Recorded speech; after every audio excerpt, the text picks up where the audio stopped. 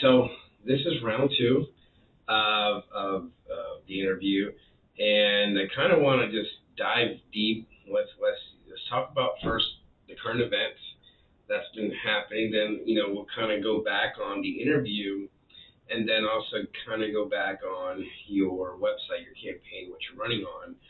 But let's hit the hard stuff first.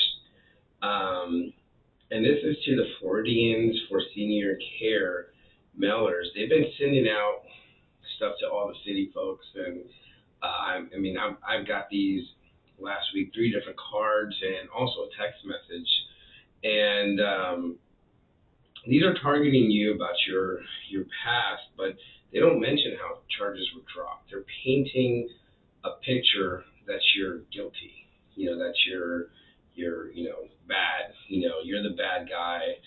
How do you plan to address this negative campaigning? And what do you think the motives for it? What do you think someone from Tampa have interest in Lake Wells? Thank you for that question, and I'm glad I have an opportunity to explain. Real quick, I will say this. I will ask my opponent, Jack, right now, to go public and say he denounced any of these negative attacks against my campaign and me personally. Why? Why is people out of Tampa so tuned in to the city of Lake Wells mayoral race? Those are a lot of questions. There's questions pertaining to why are they trying to paint me as this real bad guy in my community that I grew up. People know me. I built a great relationships. I have built my character based off the values that my mother and father instilled in me. Those false information, misleading information to the people of Lake Wells, I believe is resonating, and people are seeing the dirtiness of these dirty politic games. That's what I call them. And they games because it's what we call dark money. Packs with dark money. You can't trace them. It's hard to find these people that's putting out defamatory information on people.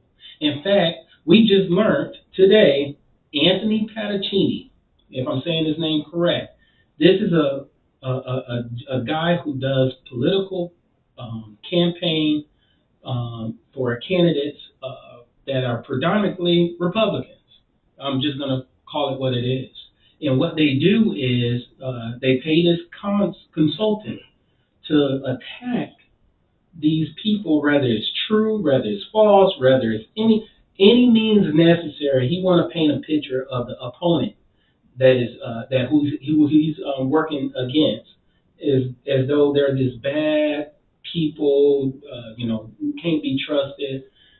In fact, we put it out there. We will put this information out on social media, where you can follow me on Curtis Gibson or vote Curtis Gibson for mayor.com Facebook page, or you can go to my website, votegibsonformayor.com, and you can see all this information that we put out, because I told the people of Lake Wells, we're going to be transparent, and I'm going to expose people. This is the season to expose the dirty tactics that have been just been mongering in our cities.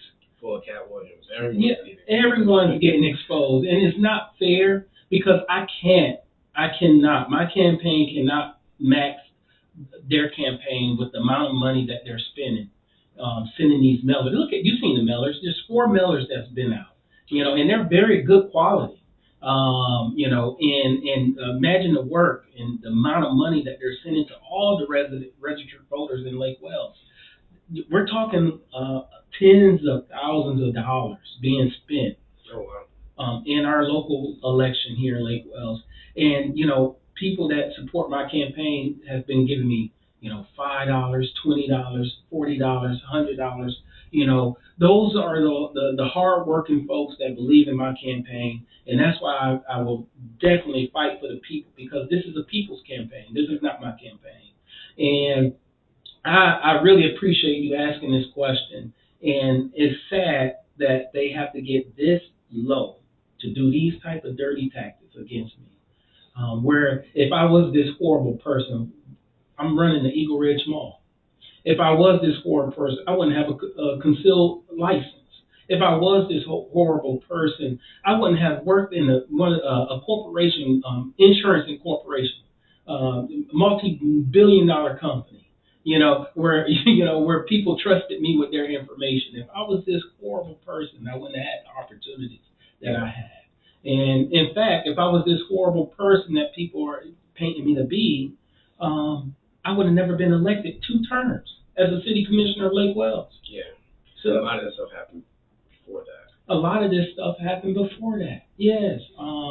So it's Could you share a little bit? So to kind of, would you feel comfortable clearing out some so people could kind of understand, or do you want to save that for maybe another time? Do you want to explain a little bit and just clear it off? Because I know you sent me an email your the lady who said hey, I support Curtis.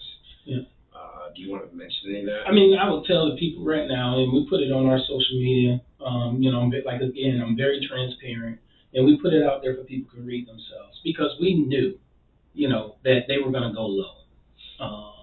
So pertaining to the incident that happened in 2017, I was exonerated, right? Evidently I trusted the process of the justice system, meaning I was willing to go as far as I needed to go to clear my name. And however, with the praying, having faith, and God prevailed on my side, they dropped everything. Yeah. I was exonerated. I've never been convicted of anything in my life. And pertaining to they put out a fraud mailer pertaining to me writing a check. I never wrote no bad check. I don't have the technology to make up fake checks. Unfortunately, I was young, naive, vulnerable, and I, just like any and everybody, when you sign up for, contests to win money, that's what I did. And I received a letter in the mail. Looked over it with other folks, thought it was legit, and my wife at the time had a family member that worked at Bank of America or whatever. And what I found out from after that, after they arrested me because they said I was trying to cash a bad check, they dropped everything because the person before me was an elderly white man who had the same attack, scam with this fake check, and he went to cash it. They said, "Oh no, sir, don't cash it because this is a scam. We've been getting this all day." But me, a young black man, and I'm not trying to play the race card, but that's how it looked. Yeah. That's how it looked at the time. And when I explained all this to the police department and even gave them the number of who was contacting me and all this, they scared the folks. They couldn't catch these people that was doing this. And this was, we're talking years, back in 2005 this happened. Yeah. So, I just got out of, I graduated in '03 or whatever, so I was trying to find my way and everything. Yeah. I was a kid, basically. I filled out everything. I actually want to, my wife and I, we actually want to stay at a hotel for one of those. But now I learned my lesson. I don't apply for those type of stuff anymore. But, sometimes you have to go through the fire. That's not how they would twist that around. I'm not a lawyer or anything, but is that a defamation type of thing? Oh, I just got information that this Anthony Pedicini guy has been sued so many times by candidates who've been running for office that he's been fighting against, nasty attacks and everything, and they settled in court. He was being sued for defamation of character. And obviously he settled because he didn't want to go further. You can't just put out false information about someone. No, you destroy their whole reputation. Because you still have to live. You win or lose, you're still here. This is a small town. We're all connected. We're all connected. And the people in Lake Wells is not like this. Yeah. And that's what hurts me the most is that we have a mayor who's a pastor of a church here locally in our community, and he's not standing up to these people to say, listen, stop right now. This is not the campaign I want to run. In fact, let me call Curtis Gibson. Curtis, you need me to pray for you, brother? Yeah. I'm sorry you're going through all this. I got other people calling me saying these things. Curtis, I'm sorry you're going through this, brother. You know, keep your faith, pray, keep your head up, and keep pushing. We're proud of you. I don't care what, and people have said, I don't care what they say. They wasting their time and their money. I'm still voting for Well, now, what do you think about the video he made? He made a video, saying, "Hey, this has nothing part of him." And even earlier today, when I interviewed him as well, he's like, "Hey, this is, these are people when they first sent some medals out. He's like, oh, cool, they're pro me." And then after he saw it, he felt the need to make a video separating himself from these people. What would you say? I would say it was a PR move. Instead, he could have personally called me. They did this back in 2022 when I was in New York. My brother had passed away due to cancer, and I saw this. I got a message from a news outlet here locally in our community, and said, "Curtis, what's this?" I said, "I don't know what you're talking about." Well, they put this video out on you or whatever, and I looked at it. I said, "Oh my goodness, absolutely not." I called Jack. I said, "Jack, you need to tell your people to stop right now. This is not the way we need to run politics. Run a campaign. This is dirty." Little did I know, when I came back from New York, everything, it was deleted. It was gone. It was disappeared. So I don't know who might have said something or whatever, and they took a step back, but it was taken care of. Gotcha. And I earned I had more respect for him because he did an honorable thing. Whether he did it or not, I don't know. He never told me, Curtis. I told them to stop, but I know he told me that he had nothing to do with it. Yeah. Well, do you think this is more of a supporters acting out versus him personally? Because I like what we've seen on Facebook, people who probably don't even go to his church, they're saying stuff that no other Christian would say. And then, vice versa. You have people on both sides speaking out. They probably don't even know you personally, but they're fighting for you in, different ways. Do you think this is more of a, supporters or of a personal? No, I think it's about money. Personally, I believe it's all about money. I think this consultant is obviously getting paid to do damage to people's lives. I think it's not per se coming from him, but his people who supporting him or who's part of his circle. Because I know, and the reason why I know, because these are the same people I dealt with that I said no. I was not going to be a rubber stamp for them. I know how dirty they can be. What do you mean by that, rubber stamp? I mean rubber stamp meaning being a yes person. I told them I will not be nobody puppet. I will ask questions. I will hold people accountable, and we're going to keep it transparent. Some of these big money folks, whether it's developers, whether it's citrus, whether it's owners or whatever, when you have someone that has big money around your candidacy, and you can follow the money, that means they have an interest in that person individually. Meaning that person is just a puppet. Meaning he's not gonna ruffle the boat, right? He's not gonna ride the wave. He or she just gonna do whatever float, whatever keeps them afloat. Yeah. Well, I noticed, to me, what shocked me was Tampa's 100 miles away from here. We're a town of 16 to 20,000 people, depending on the season. Um, like, what interest? Like, is there any known interest you can think of? What someone from Tampa or corporate business from Tampa, or do they just do this to all elections in Florida? Um, you know, Yeah, they call these people these consultants that kind of do any means necessary to win. They call these hitmans, meaning they go out and they will do anything to get the person that's paying them elected.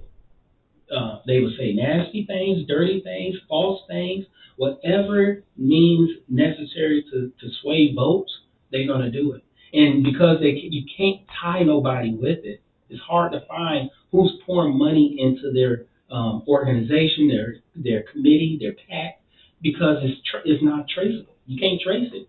I mean, we know there has been 35 million that was paid to this Andy Panatino or whatever his name is. Um, that's how much money he has received by doing these nasty attacks on people here in the state of Florida. And he does this all over.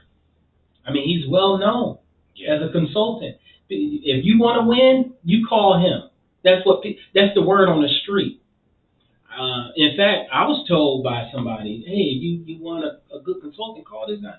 Absolutely not. After I saw how dirty he is, I'm not finna use your service because that's not the type of campaign I want to run. Yeah, no. I want to be true to myself. I want to be true to the people, and I want to run a clean campaign and let people make a choice on who they want to vote for.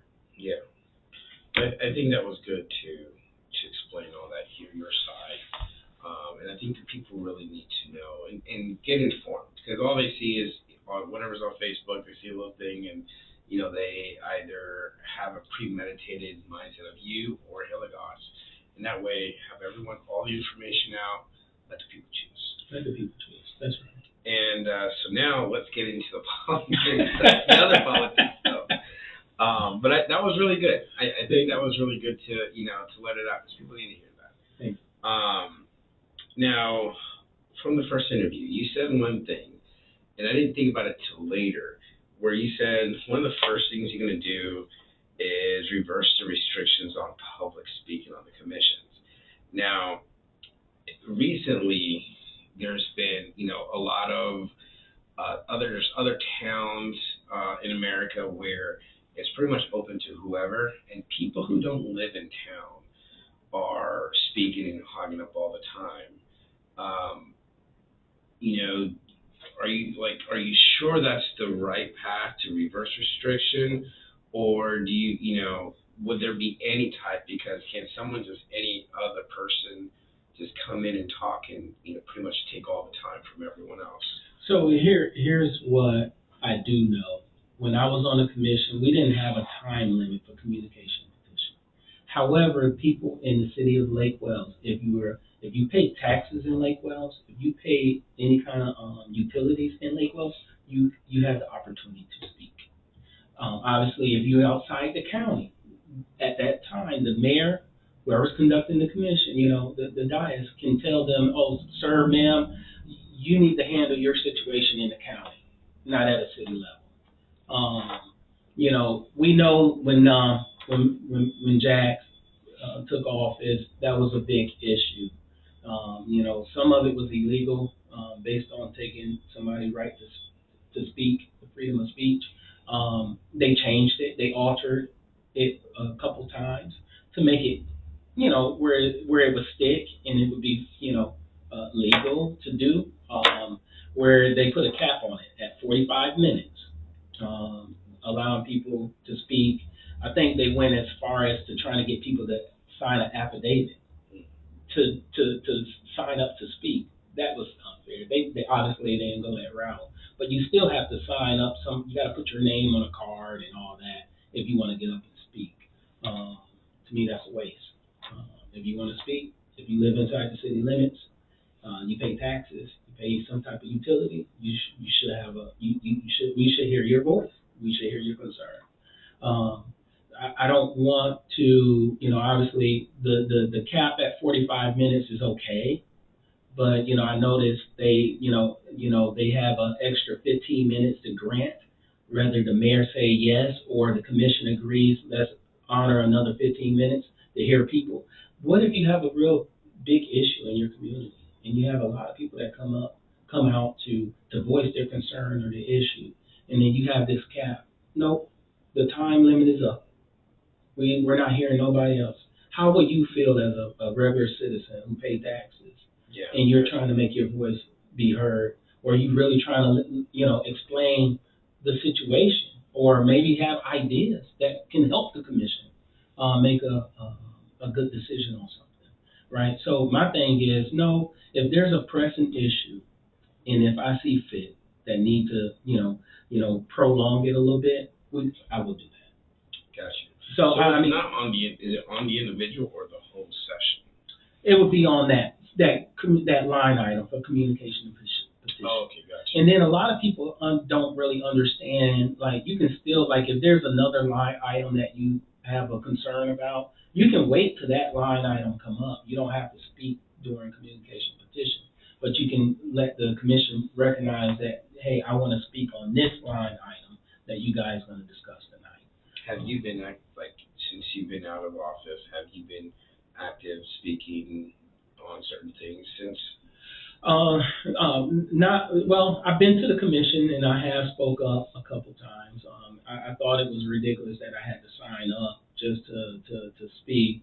In fact, I think it was during a time I was being attacked by Danny Kruger, who was a former commissioner, and said something about the Eagle Ridge Mall. So I kind of went up there and said my piece. And Well, it's actually getting better. Like, I wish people would understand, like, well, the mall, like, if they drive around in Florida, in Central Florida, the two popular malls is going to be the Florida Mall and Mall of Millennia. Mm-hmm. Outside of that, they're dead. Mm-hmm. And it's not like it's the business managers, it's people who do everything online.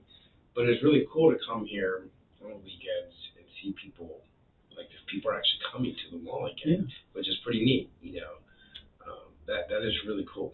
And a lot of that is, being creative, innovative, working with other people, getting them to really buy into the vision of the Eagle Ridge Mall.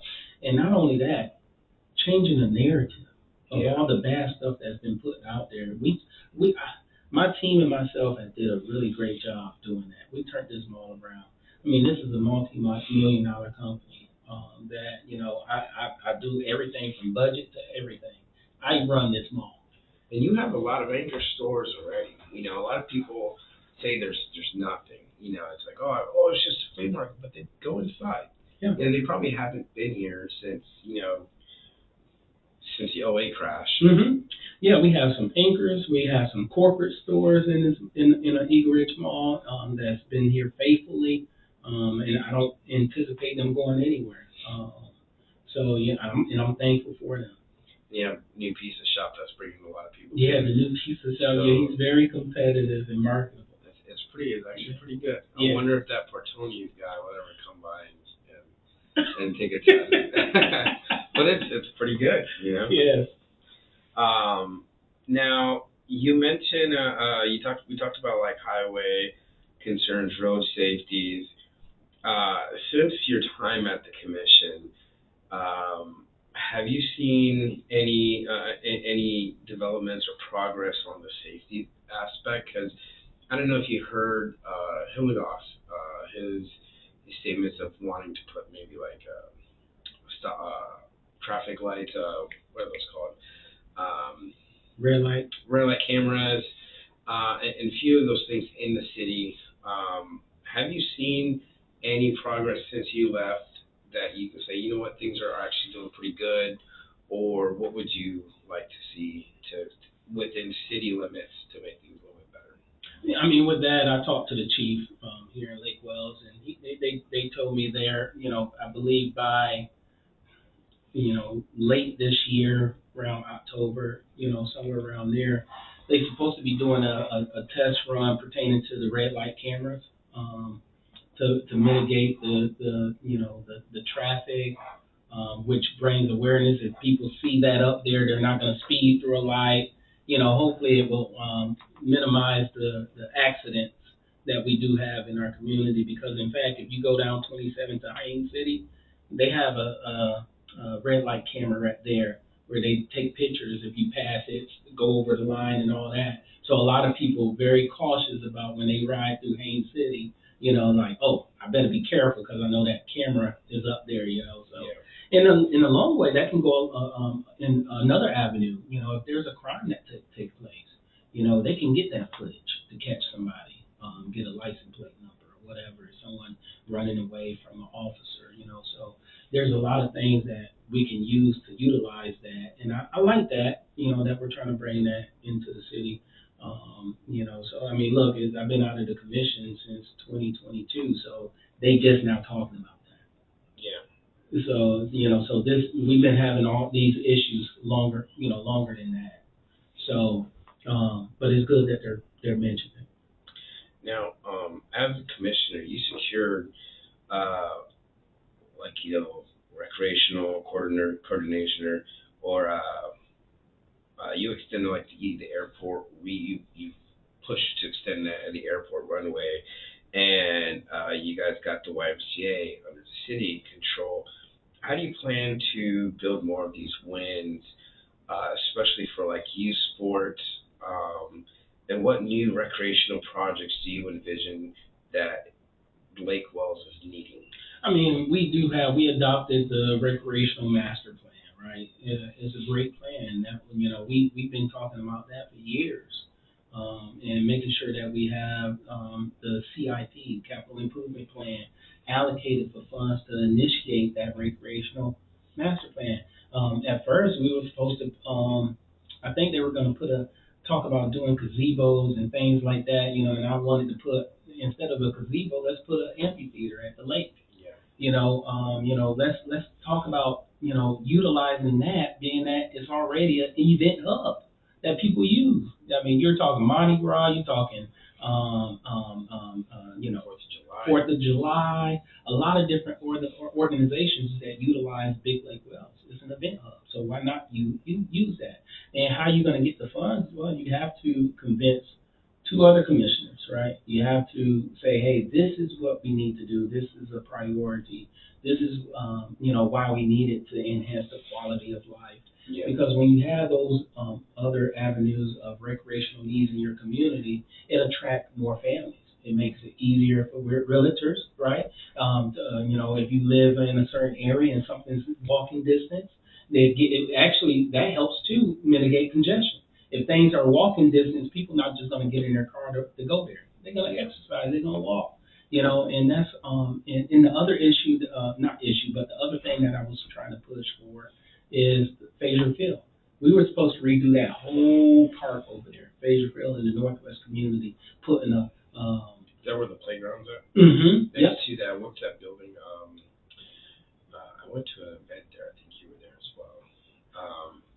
That's where they had the Lake Wells Envision. They had the. No, not there. Okay. No, that's Crystal Lake.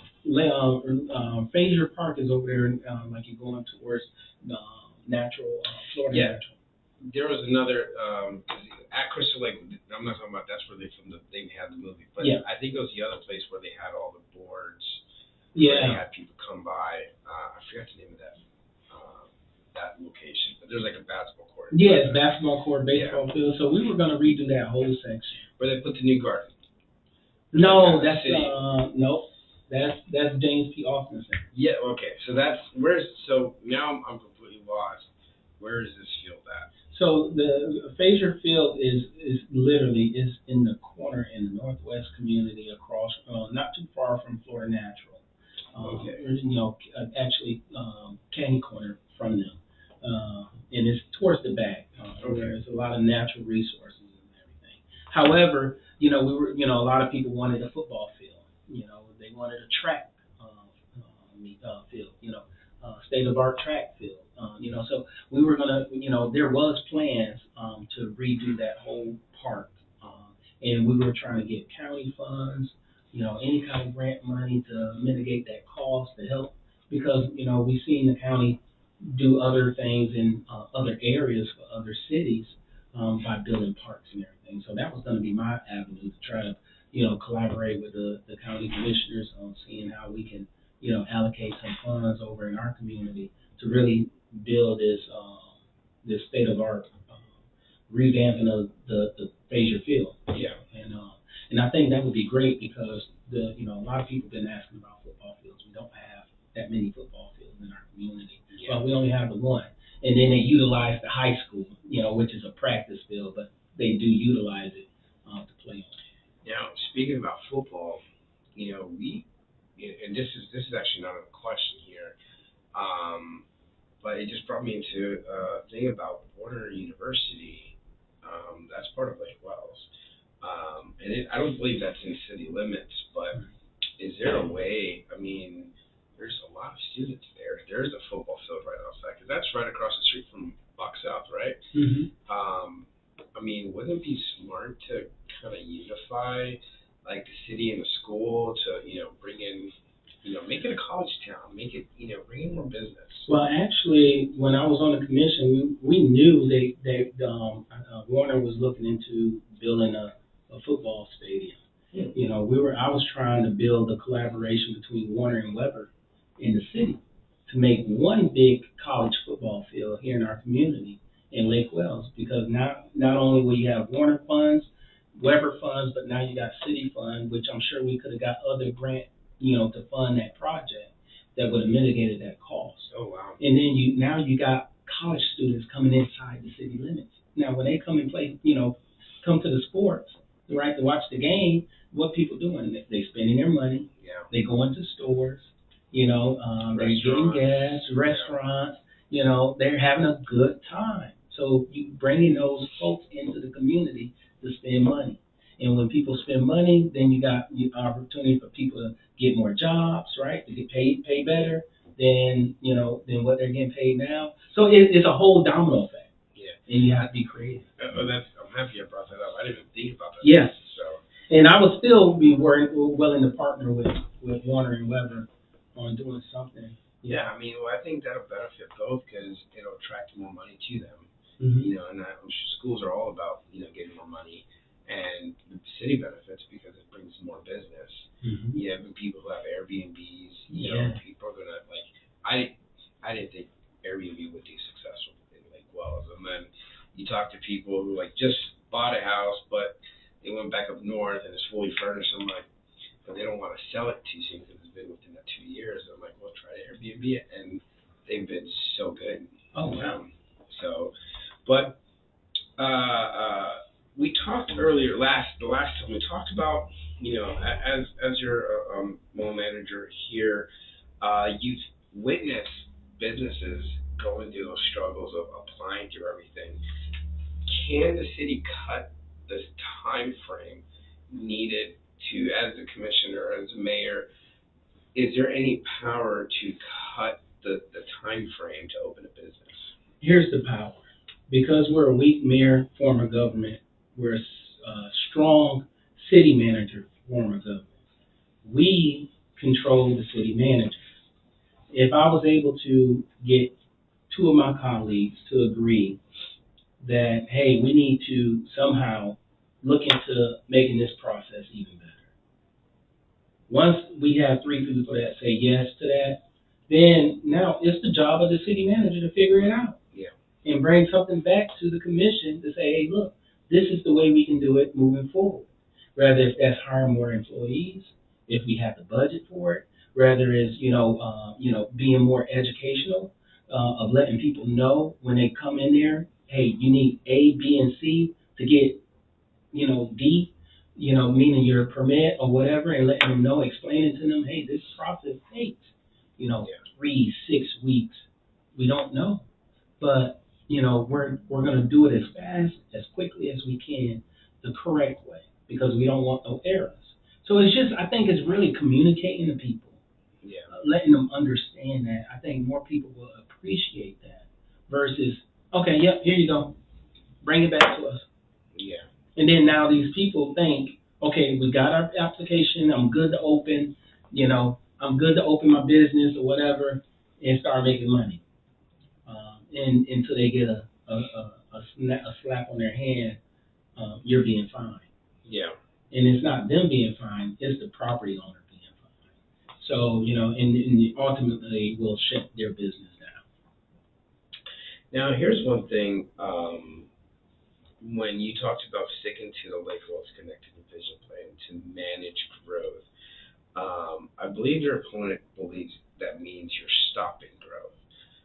Or putting a halt to it. Could you explain, because managing, explain what you mean by how do you manage growth in that way? Okay, yeah, because I think my opponent got it twisted, or whoever's helping his campaign got it twisted when I say that. I'm in the private sector. we thrive off, rather new businesses coming into the community, rather it's homes being developed in the community. That's how the mall going to thrive.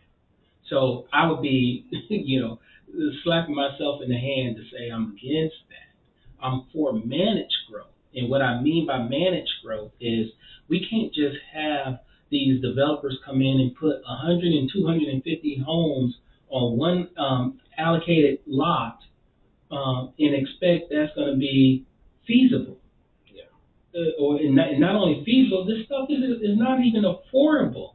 Even though some people may see that, hey, Lake Wells is probably the most affordable place to buy a home right now. Yeah. But some people in our community can't afford that. So what I'm saying is, when you have all these houses bunched up together, what could happen if a fire takes place to one of those houses? You got a domino effect. You got a serious issue. So why not space it out? Put 50 homes in an allocated area. Get more green space. That's what I'm saying is that's what the Lake Wells Envision Plan is moving towards. Is more green space, more trees, more bike trails, more walk trails, more beautification. Yeah. Right? So that's what I'm saying. Let's have these developers play to what we want designed.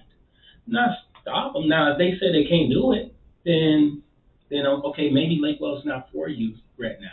Yeah, there's builders that will. But there's builders that will do it. Okay, but you have to tell them what you want. Don't let them tell you what they're going to do. Now, from what I've gathered this morning with the meeting with Killigoss, he was saying that everything that's being built currently, all the like from the KB Homes, Lennar, DR Horton, and Southern Homes, all the homes that are being currently built now, all that was pre-approved prior to the Lake Wells Envision Plan.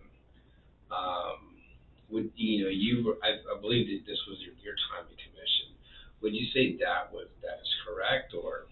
So when I was on the commission, they said there was going to be our population in the next 10 years, and this was back in 2020 or somewhere around there. Yeah. I was a commissioner, but they were saying our population was going to triple. So you're talking about 50,000 people coming into Lake Wells, Yeah. where these homes, a lot of stuff was approved.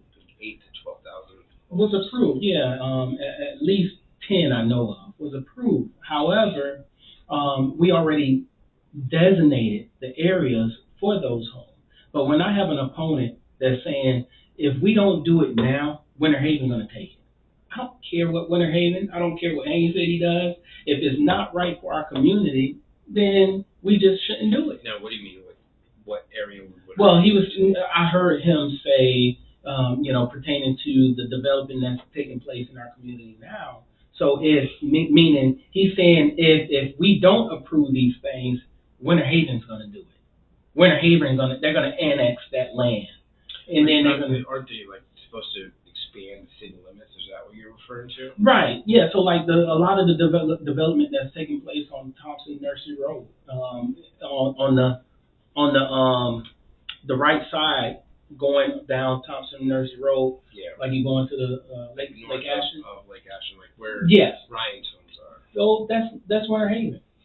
Matter of fact, Lake Ashton have part of the development in Lake Ashton is Winter Haven and Lake Wells. We have we had an opportunity to take all of Lake Ashton. We didn't. Yeah.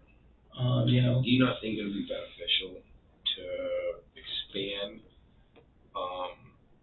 Lake Wells city limits? That way, all the new things that are being built will be now according to the Lake Wells Envision, and by that stance, things will slow down because not many people are building that way.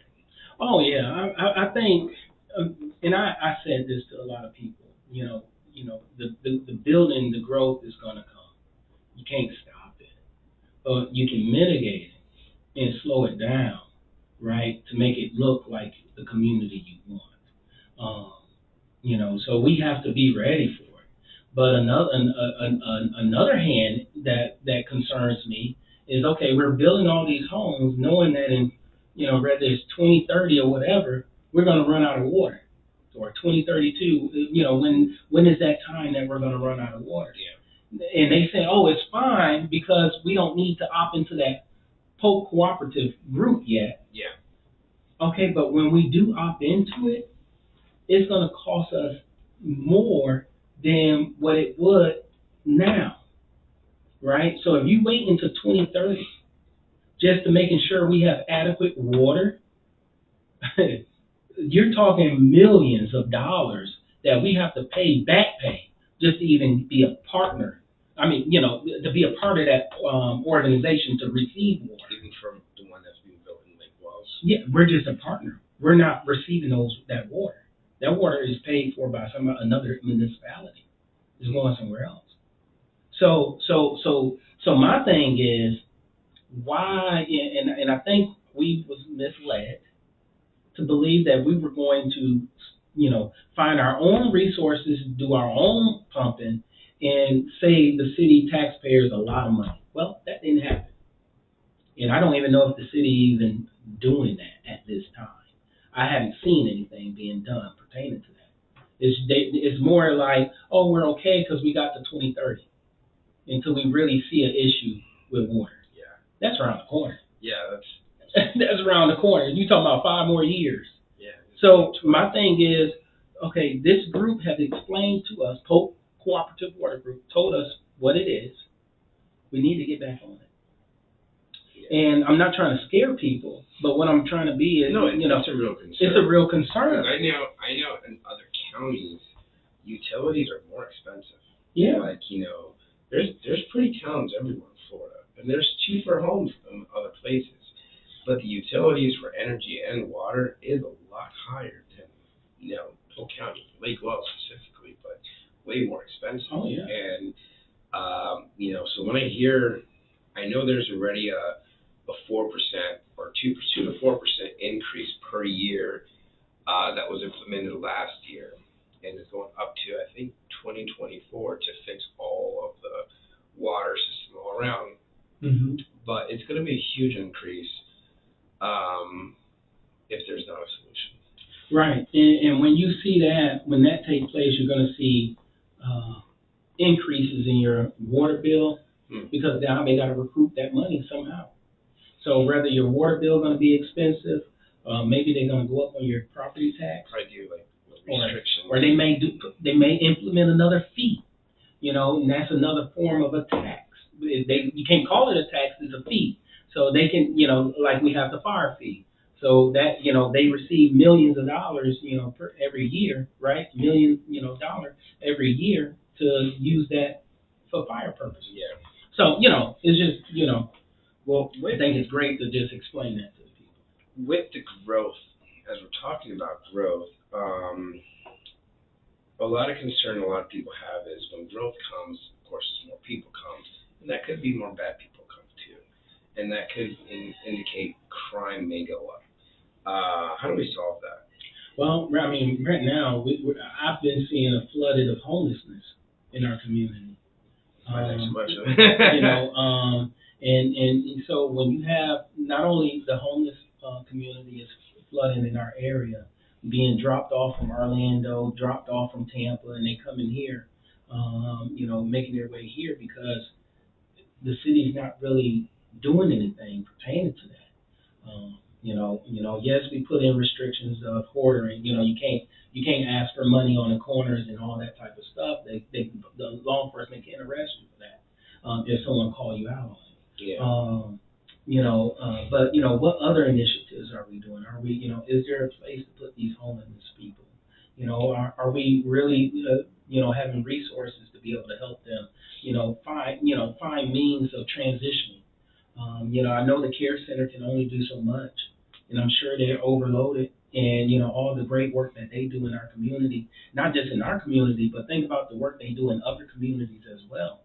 So, I know they are overloaded, and I talk to the chief about this all the time, pertaining to, hey, what are we doing? All we can do is be educated. All we can do is tell them, until they break a crime. And when they break a crime, then now you got another issue. So I think right now with the amount of people that's coming in, we will be mindful that there will be an increase in crime. However, I believe our Lake Wells Police Department is doing a really good job, locking down on the crime that do take place in the community.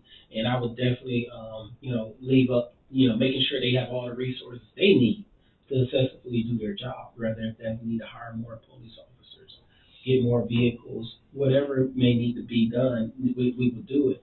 I would love to see more of our officers walking in communities.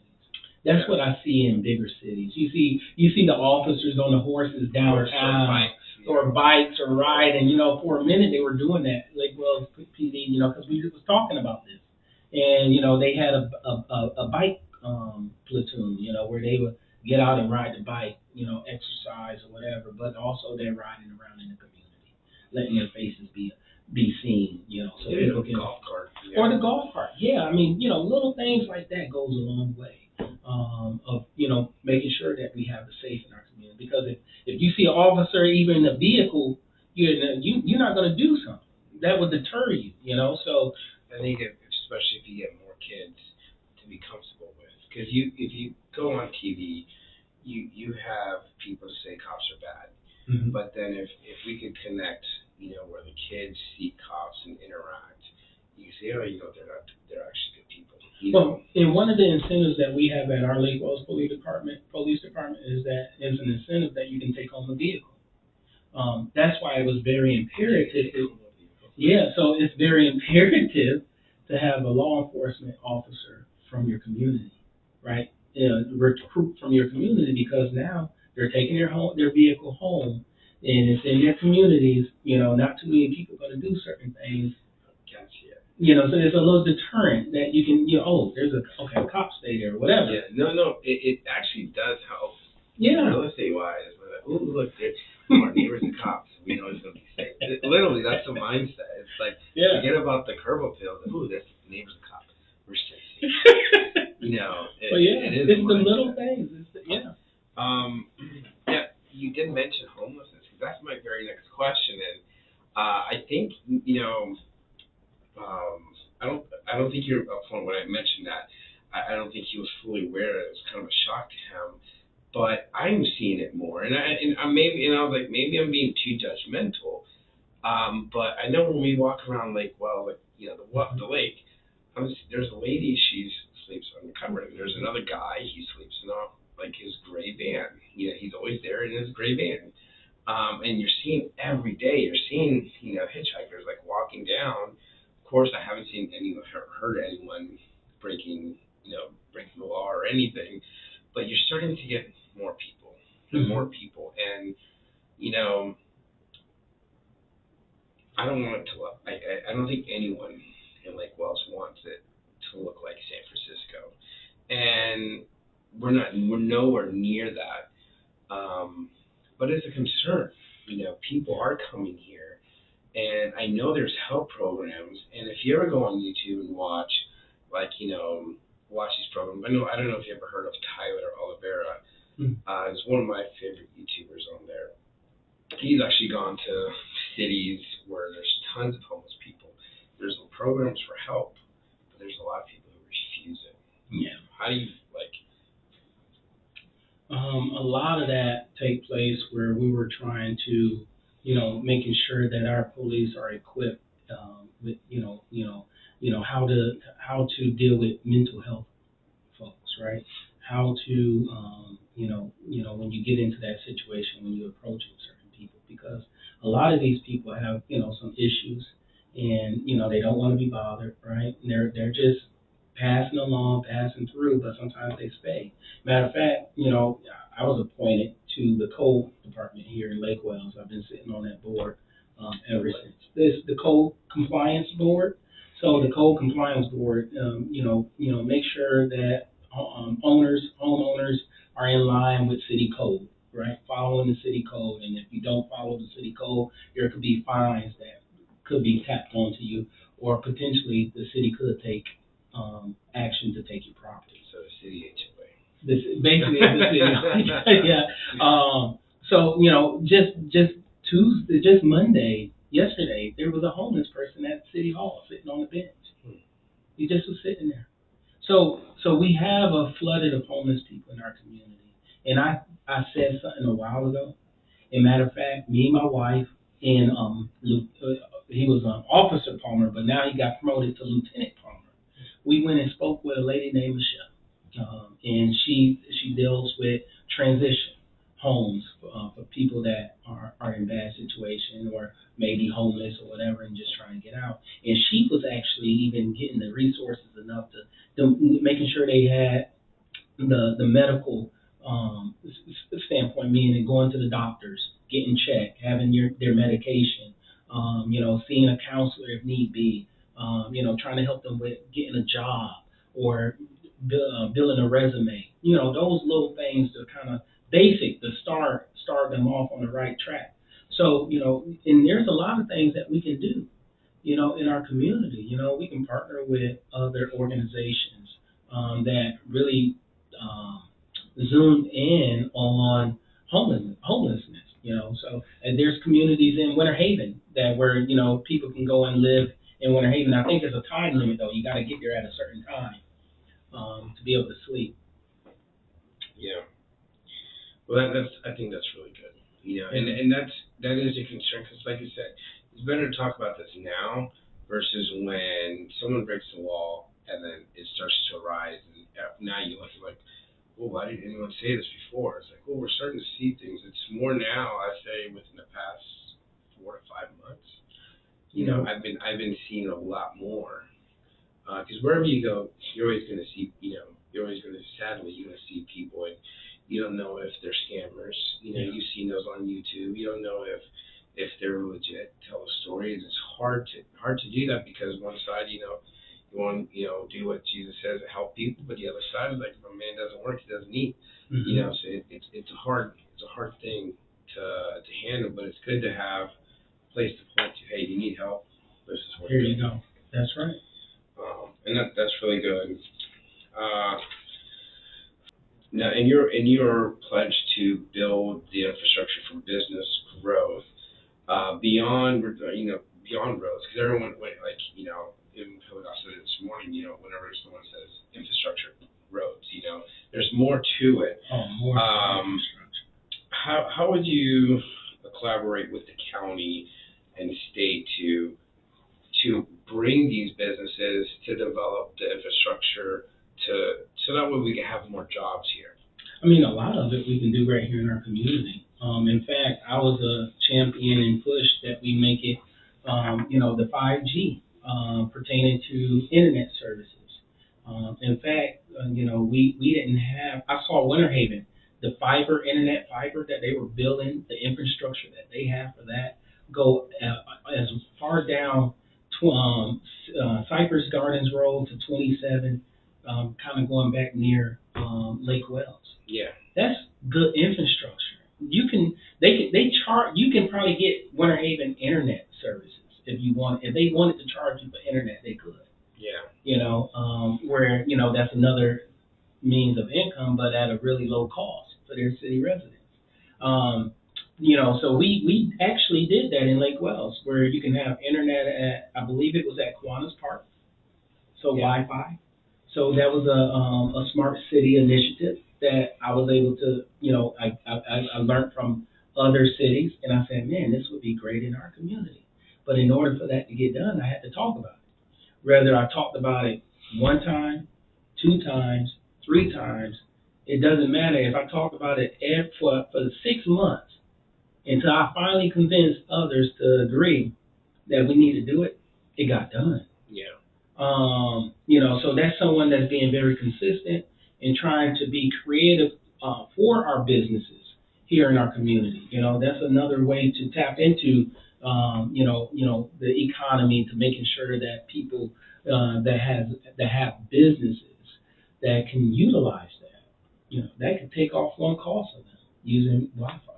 A lot of people use them squares and all that type of stuff for business where you're doing pop up. And I believe even downtown they do the pop up thing, but it's on city Wi-Fi. Yeah. So those business owners can utilize that. So those are some of the initiatives that we can do, locally at our level.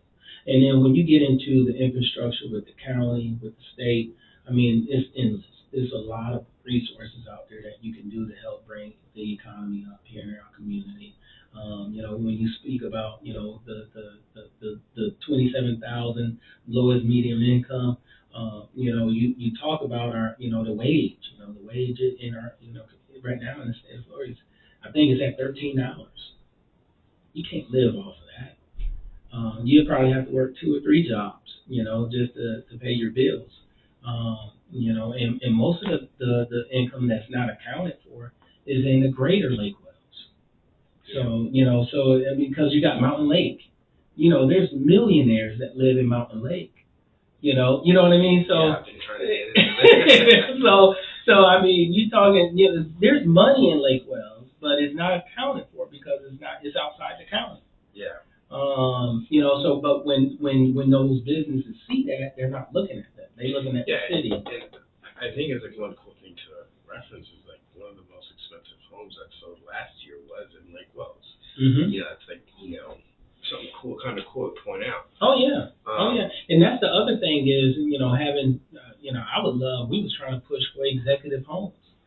Developer to come in and put in some executive homes. Some luxury homes. Luxury, yeah, because we had a big issue with a lot of our directors and executives here, and even at the city level, they were living outside the city limits. Yeah, and as a realtor, I'm not gonna lie, I didn't think people, luxury homes want to live in Lake Wells, but you actually do get people like, oh, I want this house. What's your budget? 800,000. Like, Lake Wells, nice.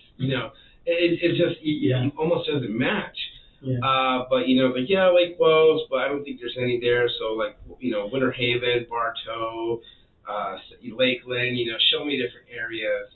But it's interesting they do mention that. So having a few neighborhoods for that, even to my surprise, like, well, you're thinking of this place.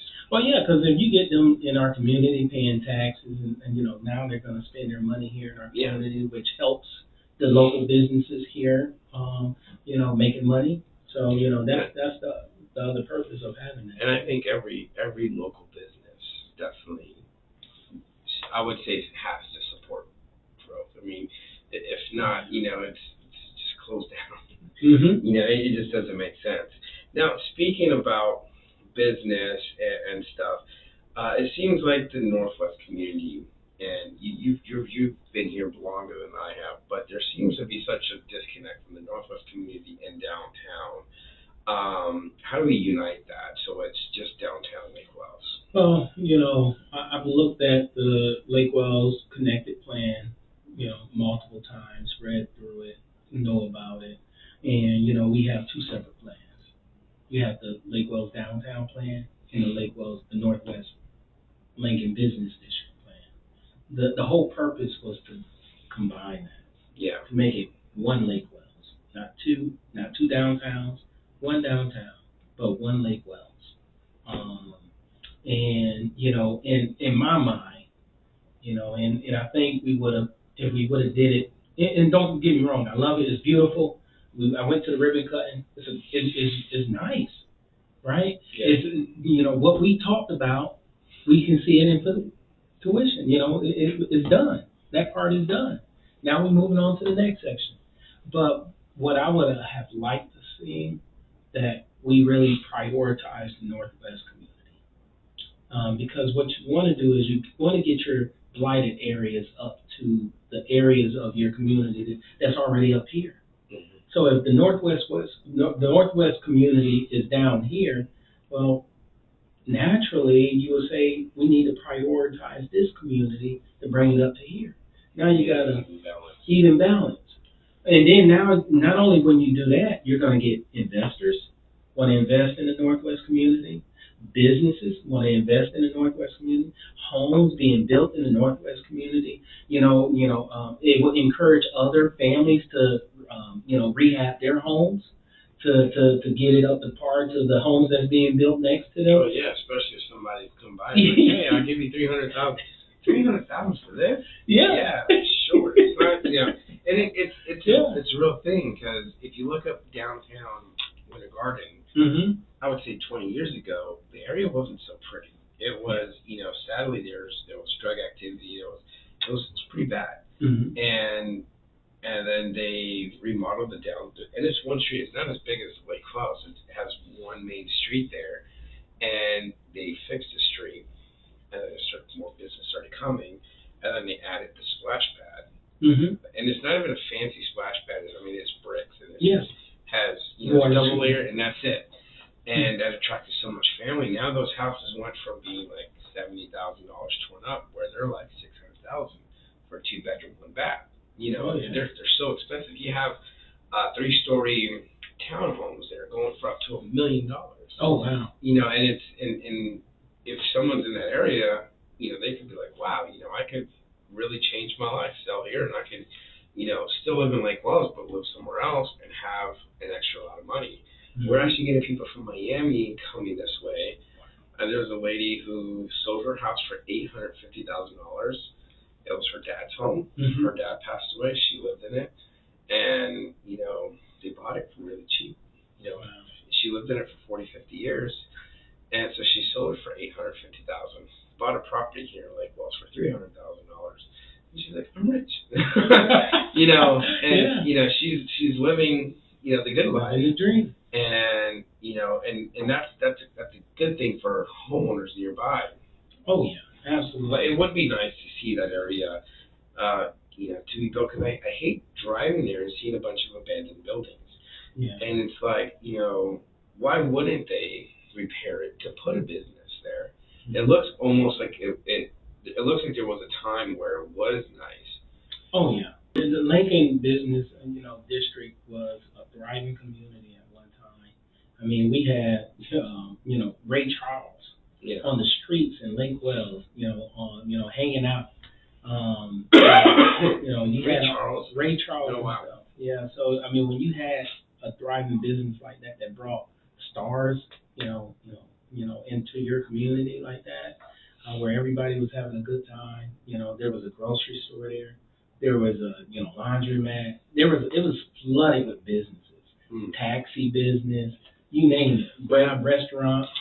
It just when you have when you have people taking that initiative to move to mitigate, like to collaborate. It's kind of like abandon one area.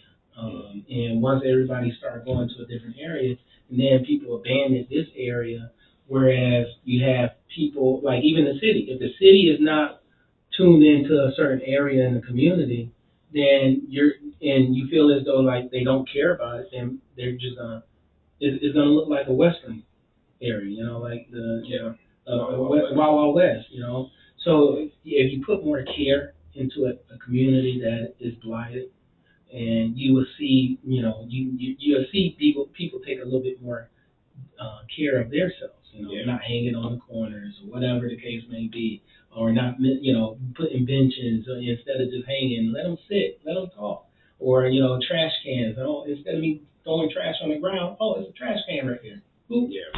Those type of things. Beautify it.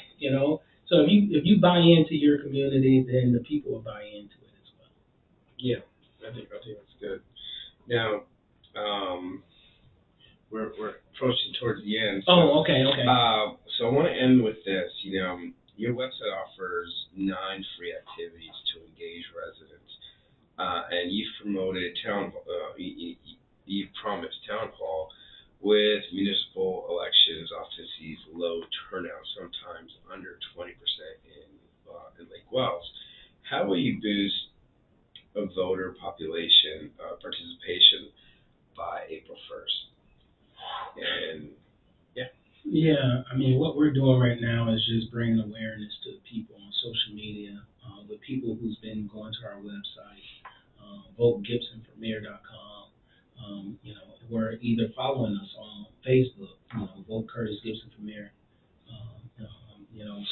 So we're trying to put the information out for people to be aware of what's taking place.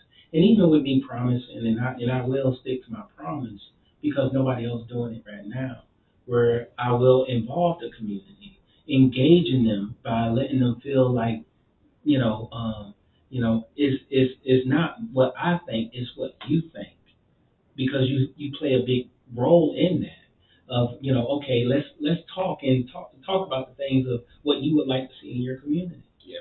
So let them feel they're involved and letting their voices be heard. Because most people in our community feel like, oh, it don't matter what I say. People don't care. They just gonna do what they want. That's what you have, and that turns away people from voting. Yeah. So but if you engage them, they will feel more ownership as though, okay, I need to get out and vote because I know my vote do matter. Because this guy, Curtis Gibson, listened to me.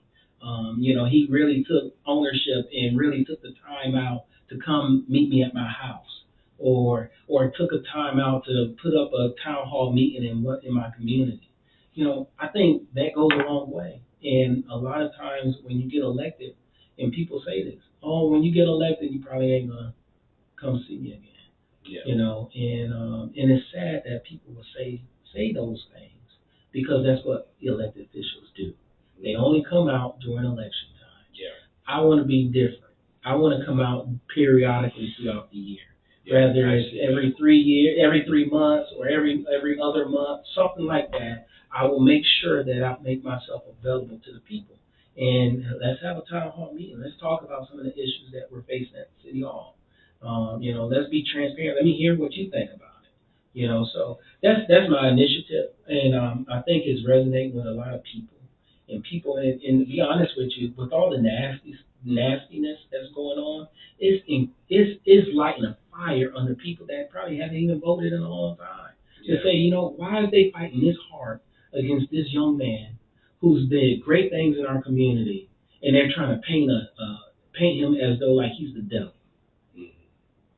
I'm finna vote for him. I'm finna vote. That's what I've been hearing. I'm finna vote for Curtis Gibson.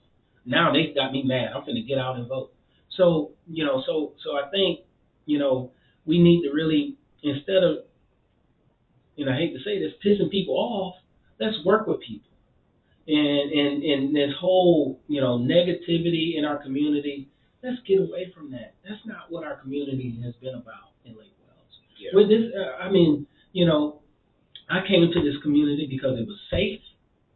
It was loving people here, people that didn't matter what color you were, even though they said one of the Grand Master of the Ku Klux Klan is from Lake Wells. Matter of fact, he was a commissioner trying to run to be mayor here in our community. And this was all on the news. And, we have a KKK like guy here. Yeah, right here in this community.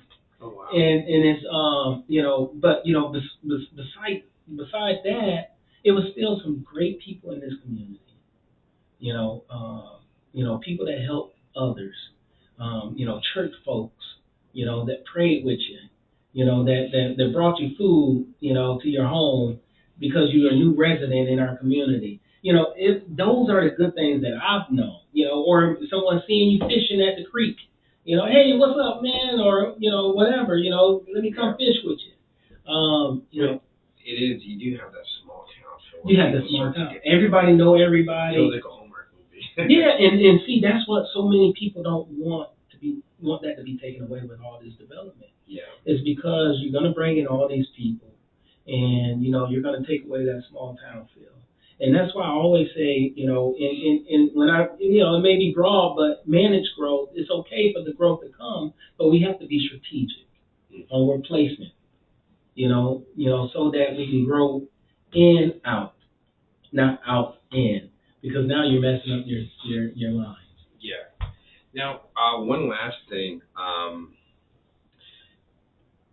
after everything's, on April 2nd, hopefully sooner than April 2nd, but, with everything going on, is there a way to come together with Holocaust and, to not break fellowship? Is there a way to, fix whatever issue there is with you two? It seems like there is an issue. Is there a way to make peace? So, I don't know how many times I say this. I don't hold grudges. I didn't come out slinging the hammer against Jack Killen's. Um, you know, um, you know, if Jack wanted to call me, I would answer his call. And I don't know if he would do the same if I call him. If he see Curtis Gibson name pop up on his phone, will he answer? There's been times. But there's been times I called, nobody answered. There has been times I asked them, come to the city, come to the Eagle Ridge Mall, come meet my tenants, say hi to them. Has anyone from the city come here? Nobody from the city, no city presence at all. Not even at the mall. Not at the mall. Like nobody has came up here to say, hey, thank you for your business, for being in Lake Wells. That goes a long way. So what I'm saying is, on April 2nd, whether it's a win or a loss, I'm still gonna be Curtis. I will not hold no grudge, and I'd be willing to shake his hand, because that's the type of person I am. I'm a good guy. I don't hate nobody.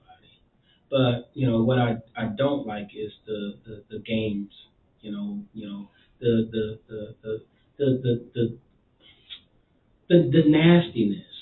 To really push somebody button. And I think that's been playing a big role. But like I said at the beginning, I would respect Jack more if he came out publicly like he did with that last video and said, look, I disown, I'm distancing myself from this situation because this is not the campaign I wanted, and I'm telling you guys to stop right now. Yeah. I think that would speak volumes. But saying you have nothing to do with it, not taking ownership, I think, people that work on my behalf, like right now, I do a text thing as well. My people have to call me and say, Curtis, how this sound? Okay, yeah, we got what you wanted in here. Do this sound okay? Before I release anything. Yeah. And I always tell them, we're going to keep it straight, we're going to keep it on the facts, and we're going to keep it clean. We're going to talk about the issues. And it's sad that I have to respond to these negative attacks that has been on me. Not only, now think about this, I got 5 kids, a beautiful wife. You think it's only affecting me? No, the kids go to school here. Kids go to school, they ask me questions, and then you have other people in the community saying, why is a pastor allowing this type of behavior? Why he won't stand up and say nothing? Yeah. This is the type of game that politics nobody know about. I've seen it. Yeah, no, it's dirty.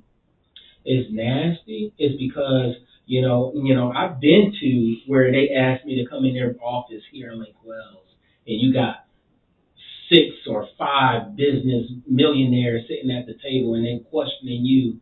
Why you want to be the mayor, or why you want to be a city commissioner? What you gonna do? And as though like you're trying to beg for their support. I've seen through them, and I see how they move and how they play. That's not who I want in my circle. If you can't respect me as a man enough to know that I've been doing so good in my community to really minimize the things that I have done, then I can't respect you. Yeah. Don't mean I don't hate you. I just can't respect you. Yeah. Because you got to call an ace a spade, right? So if I know this type of stuff is taking place, and I know the players in behind the scenes, I know them all, and they know I can say their names. I can say all their names. Everyone that's supporting Jack right now that live outside the city limits, but have ownership of land in this community, right? That's been playing a real big part in our city government. If you don't do what they say, they're gonna support somebody else. That's what they do. Matter of fact, and I just want to say this because I think this is very important. The reason why I never ran for re-election when I was a city commissioner after 2021 was because I was moving out my district. The city changed the ordinance that if you move outside the city, your district, you have to leave your seat. I didn't want to cheat the people, so I said, you know what? I won't run for re-election, knowing that I was moving outside my district, and I would just sit a year out and I would run for mayor. And this is the same time when I talked to, I spoke to Jack. He had no intentions of running for mayor, but because these same people knew I was running, talked him into running for mayor. And he gave me his word. He said, Curtis, you'll be the first to know if I decide to run for mayor. And you know what this man did? He didn't tell me. He didn't call me. You know how I found out? I found out because he filed to run for mayor of Lake Wells. And when I called him on it, or texted him, I think I texted him, one of the two. And he said, how you find that out? I said, man, it's public record. But congratulations on filing to run. So that's the sneaky stuff that I can't respect. Just talk to me. I'm approachable. We can sit down. We can talk about the things in our community. Yeah, I see you almost every day, every time I drive around. Yeah, I'm all around. I mean, this is the same guy who's saying I'm incompetent, but he appointed me to the code enforcement board. So evidently, I must be competent. I must have some knowledge. I know what I'm talking about. So if he took it upon himself to appoint me, so these are these politics has just gotten so dirty, so dark. It's sad. I was just talking to somebody about this, and we didn't do this back in the day. When I ran in 2015, I would respect Mayor Eugene folks because that man showed me the ropes.